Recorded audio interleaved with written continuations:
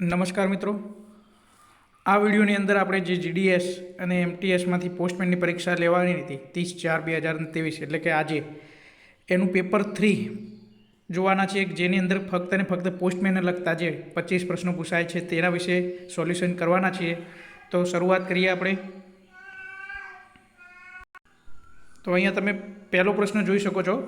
પહેલો પ્રશ્ન છે, which of the following is true regarding instruction for delivery of postman. પોસ્ટમેનને જે ડિલિવરી કરે છે ટપાલની, એના અનુસંધાનમાં કયું વિધાન સાચું છે એવું કહેવા માગે છે અહીંયા. તો પહેલું વિધાન છે કે ભાઈ postman can deviated from the beat prescribed by the postmaster. એટલે પોસ્ટમાસ્ટર દ્વારા નક્કી કરવામાં આવેલી બીટમાંથી તે વિચલિત થઈ શકે છે એવું કહેવા માગે છે. તો વિધાન એક આપણા માટે અહીંયા ખોટું થાય, વિચલિત ના થઈ શકે, એ પોતાની બીટ જાળવી રાખવું જોઈએ, પોતાની બીટમાં કામ કરતો હોવો જોઈએ. બીજું વિધાન છે, postman can not distribute advertisement on behalf of the member of public. એટલે કે પબ્લિકના અનુસંધાનમાં એ જાહેરાતો પણ વેચી શકે છે, ડાકે જનતા કે સદસ્યો કે ઓર છે વિજ્ઞાપન પર વિતરિત નહીં કરી શકતે એવું લખ્યું છે. એટલે તે સાચી વાત છે કે ના કરી શકે, વિતરણ કરી શકે નહીં. બરાબર. કદાચ જો ડાયરેક્ટ પોસ્ટના અનુસંધાનમાં કોઈ આર્ટિકલ આવ્યા હોય તો એ વેચી શકે, પણ આવી રીતે વેચી શકે નહીં. એટલે વિધાન બી અહીંયા સાચું છે. એટલે કે એ અને બી બંને સાચા હોય એવું ના આવે, ઉપરોક્તમાંથી કોઈ નહીં એવું પણ ના આવે. અહીંયા ઓપ્શન બી છે એ સાચો થાય. આપણે લેક્ચરની અંદર જોયું હતું, પ્રશ્નનું પેપર સોલ્યુશન જે જોતા હતા એની અંદર, તો એની અંદર આપણે ચર્ચા કરી હતી કે ભાઈ પોસ્ટમેન છે એ અહીંયા તમે જોશો કે ભાઈ આપણે અહીંયા વાત કરી હતી કે postman are forbidden to deviated from their નક્કી કરેલી બીટમાંથી એ ડેવિએટેડ થઈ શકે નહીં. એ રીતની આપણે અહીંયા ચર્ચા કરેલી હતી. તો એક ઓપ્શન એ આપણો અહીંયા ખબર પડી જશે. તો આ વસ્તુની આપણે ચર્ચા કરેલી હતી લેક્ચરમાં. તો અહીંયા જવાબ આવશે કે ભાઈ બી જે ઓપ્શન છે એ. પછી આપણે એ પણ વાત કરી હતી કે ભાઈ કે એડવર્ટાઇઝમેન્ટ એ વેચી શકે નહીં. બરાબર. જે વખતે એ ડ્યુટી ઉપર હોય ત્યારે એ કોઈ પણ જનતાની એડવર્ટાઇઝમેન્ટ કે એ વસ્તુઓ વેચી શકે નહીં.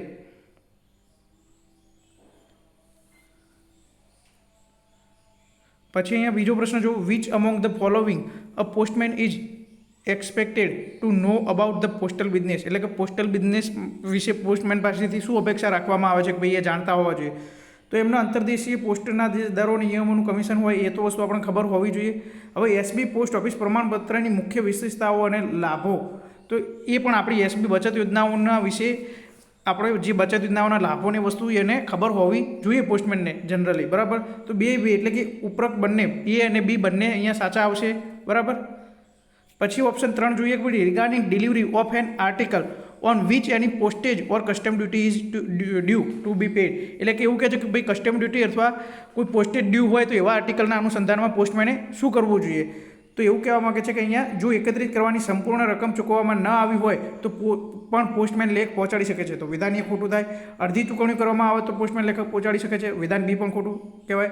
જ્યાં સુધી એકત્રિત કરવાની રકમ સંપૂર્ણ રકમ ચૂકવવામાં ના આવે ત્યાં સુધી પોસ્ટમેન લેખ વેચતા નથી. તો અહીંયા ઓપ્શન શું થાય? સી સાચો આવે છે. અને એ પણ અહીંયા આપણે ચર્ચા કરી લીધી કે ભાઈ postman and other delivery agent forbidden to delivery any article on which sum of money is due of the post office whether on account postage અથવા કસ્ટમ ડ્યુટી. જ્યાં સુધી એ મળે નહીં ત્યાં સુધી એ આર્ટિકલ ડિલિવર કરવાનું હોતું નથી. આ આપણે પેપર સોલ્યુશનમાં જોયું હતું. પછી અહીંયા પ્રશ્ન નંબર 4 જો કે ભાઈ which among the following is correct regarding the delivery of insured article to an illiterate address. એટલે કે અભણ એડ્રેસી હોય, અભણ વ્યક્તિ હોય, એમને જો ઇન્શ્યોર્ડ આર્ટિકલ આવે તો એની ડિલિવરીના અનુસંધાનમાં શું વસ્તુ કહેવા માગે છે. તો અહીંયા તમે જોઈ શકો છો કે ભાઈ અભણ વ્યક્તિનું આપણે પેપર સોલ્યુશન જોયું હતું, એમાં ચર્ચા કરી હતી કે ભાઈ if the addressee of an insured article is illiterate his thumb impression seal or other mark should be obtained on the receipt and acknowledgement. અને એની આપણે જે છે એ ખરાઈ કોણ કરશે? જે છે એ પોસ્ટમેન દ્વારા. પછી એનો રેસિડેન્ટ વિટનેસ છે, એટલે કે જે નજીકના રહેવાસી હોય એમનું વિટનેસ કરવામાં આવશે અહીંયા. તો અહીંયા શું કહેવાય છે? ભાઈ રસીદ અને સ્વીકૃતિ નિવાસી સાક્ષી દ્વારા પ્રમાણિત હોવી જોઈએ. તો ઓપ્શન બી અહીંયા શું થાય? સાચો થાય છે. તો આપણે એ પણ અહીંયા ચર્ચા કરેલી હતી જે લેક્ચરની અંદર, અને એ પ્રશ્ન પણ એ રીતનો જ અહીંયા પૂછેલો હતો, આખો પ્રશ્ન કે ભાઈ ઇલરિટેડ પર્સન વિશેનો જ. પછી પ્રશ્ન નંબર 5, which of the following should not be carried in portfolio supplied to each set of section. તો દરેક સેક્શનના સેટને પોર્ટફોલિયોમાં શું સપ્લાય કરવામાં આવતું નથી. તો અહીંયા તમે જોઈ શકો છો ડ્યુ મેલ લિસ્ટ, સ્ટેમ્પ અને સીલ એ બંને પ્રોવાઈડ કરવામાં આવે છે. ઓર્ડર બુક પણ પ્રોવાઈડ કરવામાં આવે છે, પણ ગાઈડન્સ બુક પ્રોવાઈડ કરવામાં આવતી નથી. એ આપણે અહીંયા લેક્ચરમાં જોયું હતું. Portfolio and its contents PU volume 7નું આ લેક્ચર હતું. એની અંદર આપણે જોયેલું છે અને એની અંદર તમે જોઈ શકો છો એક અહીંયા છે સ્ટેમ્પ અને સીલ, ડ્યુ મેલ લિસ્ટ, પછી ઓર્ડર બુક, પણ ગાઈડન્સ બુકનો ઉલ્લેખ કરવામાં આવેલો નથી. તો અહીંયા જવાબ શું આવશે? Guidance book. પ્રશ્ન નંબર 6 અહીંયા as per postal manual volume 7 the wilful removal of a page of order book or guidance book render the official liable to. એટલે એમ કે છે કે જાણી જોઈને જો ઓર્ડર બુક અથવા ગાઈડન્સ બુકનું પેજ રદ કરી નાખે છે અથવા નુકસાન પહોંચાડે છે તો એવા કિસ્સામાં એ અધિકારીને શું કરવામાં આવે છે? તો એમને રિમૂવલ કરવામાં આવે છે, ડિસમિઝલ કરવામાં આવે છે. શું કરવામાં આવે છે? રિમૂવલ કરવામાં આવે છે, એટલે કે અકાલપટ્ટી કરવામાં આવે છે. અહીંયા તમે જોઈ શકો છો guidance book number the wilful removal of page will be regard as a serious offence and render the offender liable to dismissal. એટલે કે એને ડિસમિસલ કરવામાં આવે છે. અહીંયા ડિસમિસલ કરવામાં આવે છે, એટલે કે ઓપ્શન સી જવાબ આવશે. બરતરફી કરવામાં આવે છે. પછી અહીંયા જો પ્રશ્ન નંબર 7 the insurance seal must always remain in the possession of the. એટલે કે સીલ ઇન્સ્યોરન્સ છે હંમેશા કોના કબજામાં રહે છે? તો હેડ સોર્ટિંગ અસિસ્ટન્ટના કબજામાં રહે છે. એ પણ આપણે અહીંયા લેક્ચરમાં જોયું હતું. ઇન્સ્યોરન્સ સીલ હંમેશા હેડ સોર્ટિંગ અસિસ્ટન્ટના કબજામાં રહે છે. પ્રશ્ન નંબર 8 with the regard to e money order address to minor if the minor is old enough to understand the nature of transaction to whom the payment should be made. એટલે કે હવે એમ કહે છે મની ઓર્ડર છે માઇનોરના નામે આવ્યો હોય, minor છે એ લેણદેણનો પ્રકાર સમજે છે, તો મની ઓર્ડર કોને ચૂકવો? તો એ મની ઓર્ડર છે સગીરને આપવાનો હોય છે. કોને આપવાનો હોય છે? સગીરને આપવાનો હોય છે. કોની હાજરીમાં આપવાનો હોય છે? ગાર્ડિયન્સની હાજરીમાં આપવાનું હોય છે. અને જો સગીર સમજી ના શકતા હોય તો આપણે ગાર્ડિયનને આપવાનો થાય છે, લેણદેણનો પ્રકાર ના સમજી શકતા હોય તો. એટલે અહીંયા તમે જોઈ શકો છો સગીરના તેના સંરક્ષકની રૂબરૂમાં વેચવામાં આવે છે અહીંયા.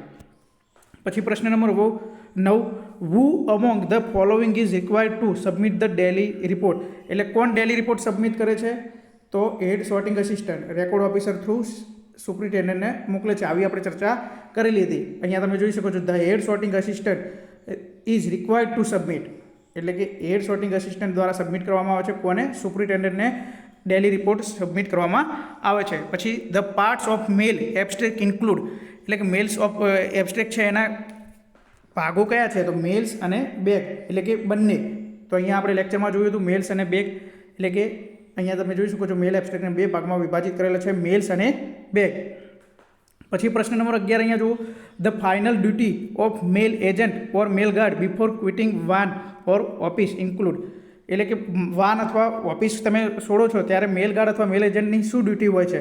તો એ કંઈ પણ નુકસાન થયું છે, કંઈ ખૂટે છે તો તે જોવા માટે વાનના ફિટિંગ, સ્લેમ્પ વગેરે તપાસવા પડે. પોર્ટફોલિયોમાં સ્ટેમ્પ પુસ્તકો વગેરે બદલવાના, એટલે કે પોર્ટફોલિયોમાં વસ્તુઓ બદલી લેવી. પછી મેલ એજન્ટને રાહત ના મળી હોય, એટલે કે બીજો કોઈ મેલ એજન્ટ ના હોય તો પોતે જ બંધ કરી અને ઓફિસ રૂમ બંધ કરી દે છે. બાકી જો રિલીવિંગ બીજો હોય, બીજો મેલ એજન્ટ કે મેલ ગાર્ડ રિલીવ કરવા આવતા હોય તો એમને એ ઓફિસની ચાવીને સુપ્રત કરવાનો છે. એટલે અહીંયા ઉપરોક્ત તમામ તમે અહીંયા જોઈ શકો છો કે ભાઈ the mail agent or mail guard examine the fittings lamps. પછી અહીંયા એવું કહે છે કે ભાઈ he should then lock the office room and retain the key in the personal custody if there is no relieving mail agent. એટલે બીજો કોઈ મેલ એજન્ટ ના હોય તો એ લોક મારી શકે છે. Which of the following is correct regarding A order અને બી ઓર્ડરના અનુસંધાનમાં કયું વિધાન સાચું છે? તો અહીંયા એ ઓર્ડર, પહેલું વિધાન એવું લખ્યું છે કે ભાઈ એ ઓર્ડર છે એ સોર્ટિંગ લિસ્ટમાં બદલાવ સિવાયની બીજી બાબતો માટે લાવવામાં આવે છે, કે જે ગૌણ અધિકારીઓને સૂચના આપવા માટે. અને બી ઓર્ડર છે સોર્ટિંગ લિસ્ટમાં બદલાવ માટે. તો અહીંયા ઇન્ટરચેન્જ કરી દીધું છે. એટલે અહીંયા એ અને બી બંને ઓપ્શન અહીંયા ખોટા થાય છે. તો શું આવશે? None of the above. તમે જોઈ શકો છો એ ઓર્ડર છે એ સોર્ટિંગ લિસ્ટમાં બદલાવ માટે અને બી ઓર્ડર છે આરએમએસના બીજા ગૌણ અધિકારીઓ હોય એમને સોર્ટિંગ લિસ્ટ સિવાય બીજી માહિતી આપવા માટે લાવવામાં આવે છે. આ પણ આપણે લેક્ચરની અંદર જોયેલું છે. પછી પ્રશ્ન number 13 regarding closing of transit bag which among the following is true. એટલે કે ટ્રાન્ઝિટ બેગ બંધ કરવાના અનુસંધાનમાં કયું વિધાન સાચું છે? તો અહીંયા તમે જોઈ શકો છો પહેલું વિધાન છે the bags to be dispatched in it should be check with the entries in mail list. Mail લિસ્ટની અંદર બેગોની એન્ટ્રી ચેક કરી લેવી જોઈએ. સાચી વાત છે. પછી transit bag must always be close and sealed in the presence of કોની હાજરીમાં head sorting assistant head mail guard અથવા મેલ એજન્ટની હાજરીમાં બંધ કરવાની હોય છે. તો અહીંયા એ અને બી બંને સાચું થાય છે. તમે જોઈ શકો છો કે ભાઈ અહીંયા તમે જોઈ શકો છો કે ભાઈ અહીંયા લખ્યું છે કે ભાઈ મેલ ગાર્ડ હેડ સોર્ટિંગ અસિસ્ટન્ટ મેલ ગાર્ડ અથવા મેલ એજન્ટ છે એમની હાજરીમાં આપણે બંધ કરવાની હોય છે, સીલ કરવાની હોય છે. અને જે એન્ટ્રી છે એ મેલ લિસ્ટની અંદર અહીંયા ચેક કરવાની હોય છે. એ પણ આપણે પ્રશ્નનું જે સોલ્યુશન જોયું હતું એની અંદર ચેક કરેલું હતું. પછી પ્રશ્ન નંબર 14 જુઓ. The duties and responsibility of mail agent includes mail agent અને મેલ એજન્ટની ડ્યુટીની અંદર શું સમાવેશ કરવામાં આવે છે? તો અહીંયા તમે જોઈ શકો છો he will not open the transit bags received by him. એમને રિસીવ કરેલી ટ્રાન્ઝિટ બેગ છે એ એમને ઓપન કરવાની હોય છે. અહીંયા એમને લખ્યું છે કે નોટ ઓપન. અહીંયા શું આવે છે? He will open the TB received by him. એમને ટીબી રિસીવ કરી હોય એ ઓપન કરવાની હોય છે. બીજું વિધાન એવું લખ્યું છે કે ભાઈ he will prepare TB allotted from the bag received by him directly. એટલે કે એ જે બેગો રિસીવ કરે છે એમાંથી એ ટીબી બેગ પણ બનાવે છે. તો એ પણ વિધાન સાચું છે, પણ ઓપ્શન એ છે એ ખોટો છે. He will prepare TB allotted from bags receive by him directly. બરાબર. તો બી વિધાન છે એ સાચું છે, એ વિધાન ખોટું છે. તો ઓપ્શન બી અહીંયા સાચો થશે. પછી પ્રશ્ન number 15 every postman must keep a book. એટલે કે પોસ્ટમેન બુક શેની અંદર બનાવવાની હોય? MS-27ની અંદર અને પોસ્ટમેન વિલેજ બુક MS-86ની અંદર. તો આ પણ પ્રશ્ન આપણે બેઠો પૂછેલો છે કે MS-27ની અંદર પોસ્ટમેન બુક બનાવવાની હોય છે. એજ પર પોસ્ટલ મેન્યુઅલ 6નો પાર્ટ 3 છે એના આધારે postman who ask for or receive a commission or present on paying a money order is. આ પ્રશ્ન કદાચ આપણે લેક્ચરની અંદર પરફેક્ટલી આનો આજ જોયેલો છે. એની અંદર પણ જવાબ આવે છે ડિસમિઝલ. શું આવે છે? ડિસમિઝલ કરવામાં આવે છે. Which of the following is true regarding cage TB. Cage ટીબીના અનુસંધાનમાં શું સાચું છે? તો હેડ સોર્ટિંગ અસિસ્ટન્ટ છે એ કેજ ટીબી ઓપન કરીને જોઈ શકે છે કે ભાઈ સીલને બધું પ્રોપર વાગ્યું છે કે નહીં. એટલે કે head sorting અસિસ્ટન્ટની cage TB proper તેની સંપૂર્ણ જવાબદારી હોય છે. તો વિધાન એ સાચું થાય. પછી બી ઓપ્શન જો the key of the cage TB. Cage ટીબીની ચાવી છે એ સીલ્ડ કવર દ્વારા આપણે ફોરવર્ડ કરવાની હોય છે. ઓપ્શન બી પણ સાચું છે. એટલે કે બોથ એ એન્ડ બી. અહીંયા જોઈ શકો છો કે ભાઈ કેજ ટીબીની જવાબદારી છે હેડ સોર્ટિંગ અસિસ્ટન્ટની છે. કેજ ટીબીની ચાવી છે એ સીલ કવરમાં મોકલવામાં આવે છે. પછી delivery of register letter is. તો રજિસ્ટર લેટર છે એ ટુ ધ એડ્રેસ જે તે વ્યક્તિને આપવાનું હોય છે. તો એડ્રેસ સી સ્પેસિફિક છે, નહીં કે એડ્રેસ સ્પેસિફિક. બરાબર. એડ્રેસ સી સ્પેસિફિક છે. તો અહીંયા ઓપ્શન શું થશે? બી. પછી what is the time period for which instruction regarding change of address. Address ચેન્જના અનુસંધાનમાં એ કેટલા સમય સુધી મર્યાદિત હોય છે એડ્રેસ ચેન્જની સૂચના? તો એ 3 મહિના સુધી. એ પણ આપણે અહીંયા લેક્ચરમાં જોયેલું છે કે ભાઈ લેનાર માલિકો 2 પ્રકારની સૂચનાઓ આપી શકે છે. પહેલી એક ચીજોને બીજા સરનામે એટલે કે એડ્રેસ ચેન્જની. તો આ સૂચનાઓ હંગામી સૂચનાઓ કહેવાય અને જે 3 મહિના માટે માન્ય છે. તો ઓપ્શન શું આવશે અહીંયા? 3 મહિના. પછી પ્રશ્ન નંબર 20 in case of article address to deceased person. હવે કોઈ મૃત પામેલો વ્યક્તિ છે, મૃત વ્યક્તિ, તો એમના નામે કોઈ આર્ટિકલ આવે છે અને એ ઇન્શ્યોર્ડ આર્ટિકલ નથી. બરાબર. શું કહે છે? એક્સરસાઇઝ ડાયરેક્ટ આર્ટિકલ આવે છે. નોટ રિલેટિવ આપણે ગુજરાતીમાં જોઈએ. મૃત વ્યક્તિને સંબોધિત લેખોના કિસ્સામાં જો લેખોનો વીમો ન હોય તો મૃતકના નજીકના સંબંધીઓને પહોંચાડવા માટે વિવેક બુદ્ધિનો ઉપયોગ કોણ કરી શકે છે? તો પોસ્ટ માસ્ટર. અને જો ઇન્શ્યોર્ડ હોય, કોઈ ઊંચી વેલ્યુનું આર્ટિકલ હોય તો એના અનુસંધાનમાં કોણ કરે છે? હેડ ઓફ સર્કલ દ્વારા નિર્ણય લેવામાં આવે છે. અને અહીંયા શું કીધું કે જો એ નજીકના સંબંધીઓને તેમને અરજી કરી હોય અથવા તેમને પ્રાપ્ત કરવાની ઈચ્છા ધરાવતા હોય તો તેમના લેખો પહોંચાડવા માટે અધિકૃત કોણ છે? Post master. કોણ છે? Post master. એ પણ આપણે લેક્ચરની અંદર જોયેલું છે. પ્રશ્ન નંબર 21 in addition to their regular delivery work what are the other facility provide by the village postman in rural area. તો ગ્રામીણ વિસ્તારમાં એમની ડ્યુટી સિવાય બીજા કયા કામો પોસ્ટમેન દ્વારા કરવામાં આવે છે? તો એ પોસ્ટેજ સ્ટેમ્પ અને સ્ટેશનરી વેચે છે, રજિસ્ટર લેટર અને પોસ્ટકાર્ડ બુક કરે છે, મની ઓર્ડર ફોર્મ વેચે છે. તો ઉપરના તમામ કાર્યો કરે છે. એ પણ અહીંયા આપણે જોયેલું છે કે ભાઈ મની ઓર્ડર ફોર્મ વેચે છે, રજિસ્ટર આર્ટિકલ અને પોસ્ટકાર્ડ પણ કરે છે. પછી આપણે એમ કીધું કે મની ઓર્ડર ફોર્મ વેચી શકે છે. પછી રકમના પોસ્ટેજ અને સ્ટેમ્પ અને સ્ટેશનરી પણ વેચી શકે છે. તો 3 ઓપ્શન અહીંયા આવે છે. પ્રશ્ન નંબર 22 ફોરેન આર્ટિકલ હોય એટલે કે વિદેશનું કોઈ આર્ટિકલ હોય, રજિસ્ટર આર્ટિકલ, અને એ ક્ષતિગ્રસ્ત હાલતમાં મળે છે તો એમને અથવા એમના એજન્ટને ડિલિવરી ઓફિસમાં આવીને લઈ જવાની સૂચના આપવામાં આવે છે. આ સૂચના કેટલા દિવસની હોય છે? તો 15 દિવસની. અને જો ઇનલેન્ડ આર્ટિકલ હોય એટલે કે આપણું ભારતનું જ આર્ટિકલ હોય તો 7 દિવસની. એવી આપણે ચર્ચા કરી લીધી. ના પ્રશ્ન બેઠો પૂછેલો છે કે ભાઈ 15 દિવસ. બરાબર. પછી પ્રશ્ન નંબર 23 જુઓ. For which among the following the service of head postman can be utilize. તો હેડ પોસ્ટમેન દ્વારા કઈ સર્વિસ પૂરી પાડવામાં આવે છે? તો ટ્રેજરી, સબ ટ્રેજરી અથવા બેંકમાંથી કેશ લઈ જાવી, લાવવી, આ બધું કામ કરે છે. નોડલ ડિલિવરી સેન્ટરમાં જે NDC એચઓમાં કામ કરે છે, બરાબર. નોડલ ડિલિવરી સેન્ટર હોય, એચઓ હોય, એની અંદર કામ કરે છે, સાચી વાત છે. નાની ફરિયાદોની તપાસ કરે છે, એટલે કે ઉપરના તમામ કાર્યો કરે છે. અહીંયા જોઈ શકો છો નોડલ ડિલિવરી સેન્ટરમાં સેવા આપે છે. Nodal delivery centre head post ઓફિસમાં કાર્યરત હોય છે. પછી ટાઉનશીપ ઓફિસમાંથી કેશ લઈ જવાનું, લાવવાનું, આ બધું કામ કરે છે. પછી માઇનોર ફરિયાદોની ચકાસણી કરે છે, એટલે કે ઉપરોક્ત તમામ. પ્રશ્ન નંબર 24 અહીંયા જુઓ કે ભાઈ વીમા ધારક એટલે કે વીમાકૃત લેટર હોય, ઇન્શ્યોર્ડ હોય, વીપી હોય, સીઓડી હોય, બેન્કિંગ હોય, એમઓ, મની ઓર્ડર હોય, આઈપીપીબી હોય, આ બધી વસ્તુઓનું મળીને કુલ 40,000 રકમ સુધી જ એકી સમયે પોસ્ટમેન ડિલિવરી માટે કે એ માટે લઈ જઈ શકે છે. આ આપણો પ્રશ્ન બેઠો છે, પરીક્ષામાં પૂછાયેલો, બરાબર, પૂછાયો છે 40,000 અને એનું વધારી શકે છે ડિવિઝન હેડ 80,000 સુધી વધારી શકે છે, બરાબર. પછી every postman must keep a book of receipt for intimation and notice delivery. Notice delivery અને ઇન્ટિમેશન શેની અંદર નિભાવવાના હોય છે? તો RP53 ફોર્મ હોય છે, RP53 એટલે કે RP53માં નિભાવવાના હોય છે. અહીંયા જોઈ શકો છો RP53 દરેક પોસ્ટમેન દ્વારા આ ફોર્મમાં book of receipt for intimation અને નોટિસ ડિલિવરી નિભાવવાના હોય છે.